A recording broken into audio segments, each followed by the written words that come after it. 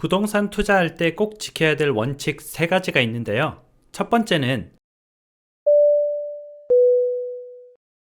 안녕하세요. 재테크 읽어주는 파일럿입니다.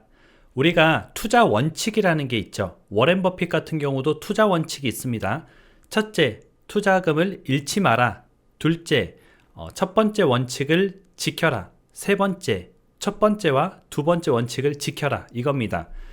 저도 이제 부동산 비법서라는 책을 썼는데요. 그 책에서 여러분들한테 이제 지켜야 될 투자 원칙 3가지를 말씀드렸습니다. 그게 지금 상황에서도 굉장히 좀 도움이 될 것 같아서 제가 한번 오늘 읽어드리려고 합니다. 제가 이제 2021년에 쓰고 2022년 초에 아마 여러분들한테 이제 판매를 했던 책인데요. 지금은 품절돼서 판매하고 있진 않지만 이 책에서 제가 봤을 때 굉장히 좀 도움이 되는 내용이 있어서 한번 읽어 드릴 테니까 책을 구매하지 못하셨던 분들도 내용을 한번 들어보면은 도움이 될 것 같습니다. 한번 읽어 드릴게요. 5장 투자할 때 지켜야 할 3가지 원칙. 부동산 투자를 할 때 지켜야 할 3가지 원칙을 말씀드리겠습니다.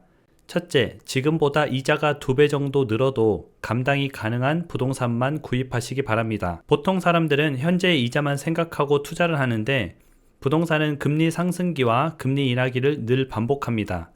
지금 같은 저금리 시대에는 이자가 부담되는 수준이 아닐 것입니다. 하지만 부동산은 10년을 내다보고 하는 투자이기에 지금 같은 저금리 시기에 기준을 맞춘다면 금리가 상승했을 때 버티기 어려운 투자처가 되기도 합니다.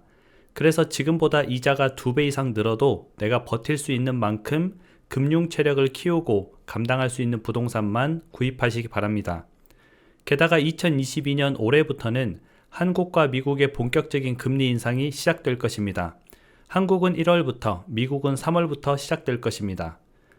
물론 이제 지금 현재 이제 금리 인상기가 됐죠. 그래서 지금 이제 금리 인상기니까 여기서 더 올라가진 않긴 할 건데 그래도 여러분들이 이제 이자가 2배 늘어나도 감당 가능한 정도의 부동산만 산다면은 앞으로 어떤 시련이 와도 좀 버틸 수가 있겠죠. 금융 체력을 높이라는 의미는 여러분의 근로소득을 높이라는 의미이기도 합니다. 여러분이 직장에서 또는 사업체에서 열심히 일을 해서 여러분의 기본적인 고정소득이 들어오는 것을 줄어들지 않게 하고 더 나아가서 고정소득이 더욱 늘어나게 하는 것이 바로 여러분들의 금융 체력을 높이는 일입니다.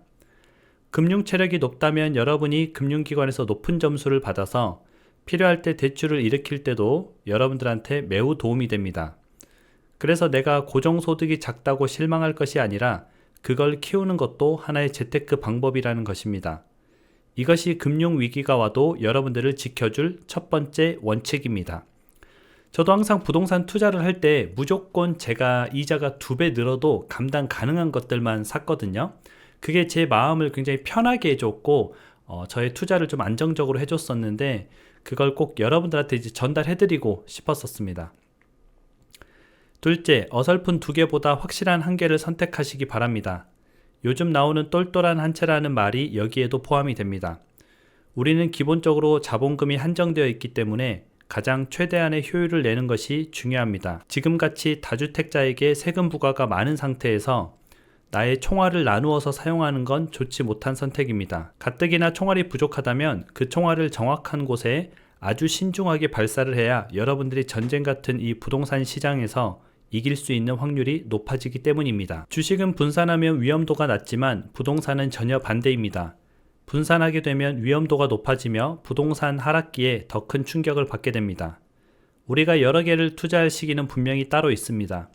예를 들면 얼마 전까지만 하더라도 여러 개를 투자하여 자본소득을 쉽게 늘릴 수 있는 다주택자가 훨씬 유리한 시절이 있었습니다.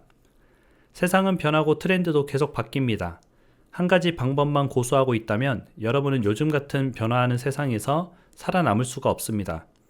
정작 다주택자로 변신해야 할 시기에는 또 다주택자가 되어서 자본소득의 증가의 속도를 높이는 것도 좋은 방법입니다.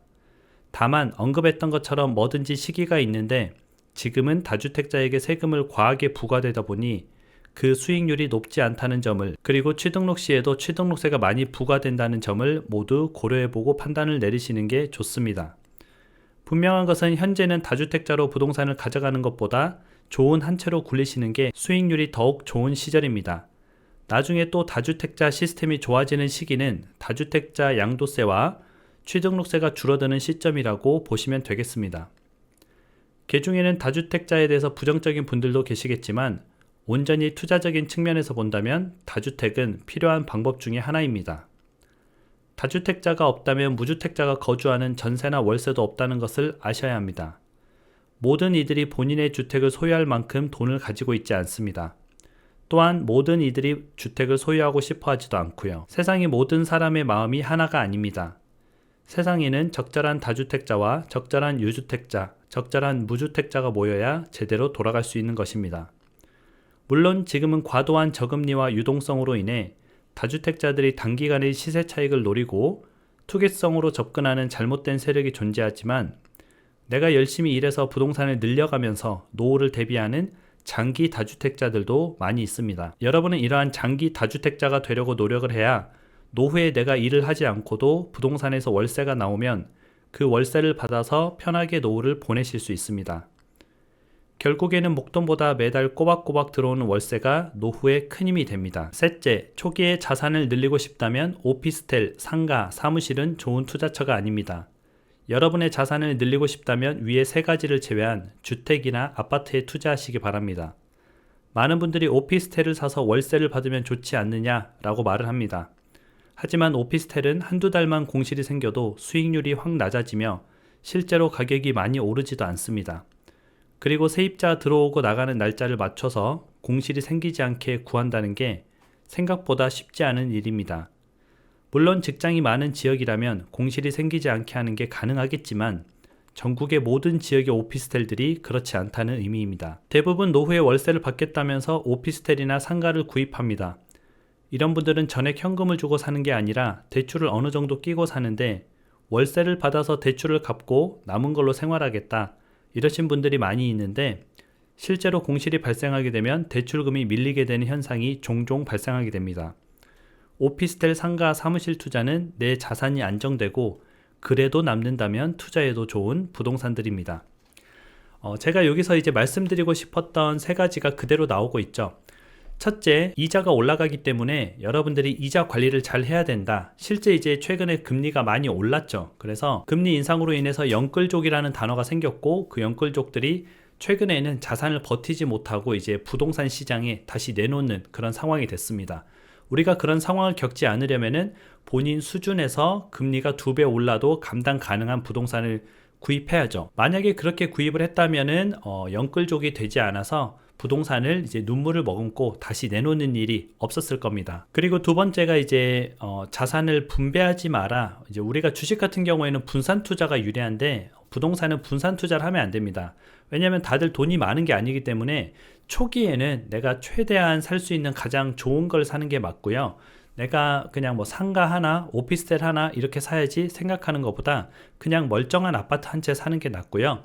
지방에 2채 사는 것보다 수도권이나 서울에 한 채 사는 게 훨씬 더 세금적인 측면에서 좋습니다. 물론 앞으로는 이제 지방의 다주택자들에 대한 정책이 좀 바뀔 것이다. 뭐 그런 내용들이 있는데 실제 그게 바뀌게 된다면 또 상황에 맞게 대처를 하면 되고요.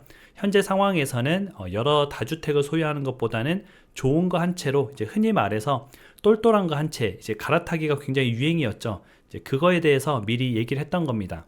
그리고 세 번째는 우리가 많이 하고 있는 실수 중에 하나인 아파트가 아닌 비아파트에 대한 투자입니다. 물론 뭐 아파트만 얘기하는 건 아니에요. 주택 관련된 투자를 하는 것이 아니라 비주택에 대한 투자를 하는 것인데 이것은 우리가 여유가 있을 때 그냥 뭐 아파트가 한 2채 있고 상가도 한 채 해볼까 또는 오피스텔도 한 채 해볼까 뭐 이렇게 가야지 자산이 지금 아파트도 한 채도 없는데 오피스텔을 한 채 해볼까 이렇게 생각하는 것은 그렇게 좋은 방법은 아니라는 거죠. 그래서 이 부분들을 다시 한번 이제 한 거의 2년 정도 지난 시점이죠. 2년 지난 시점에 보니까 저런 방식으로 투자를 해나가는 것이 지금 뒤돌아보니까 좋은 선택이었구나. 그러면 앞으로도 이제 우리가 저런 방식으로 투자를 해나가면은 좋지 않을까 그렇게 생각을 한번 해보면 좋을 것 같습니다.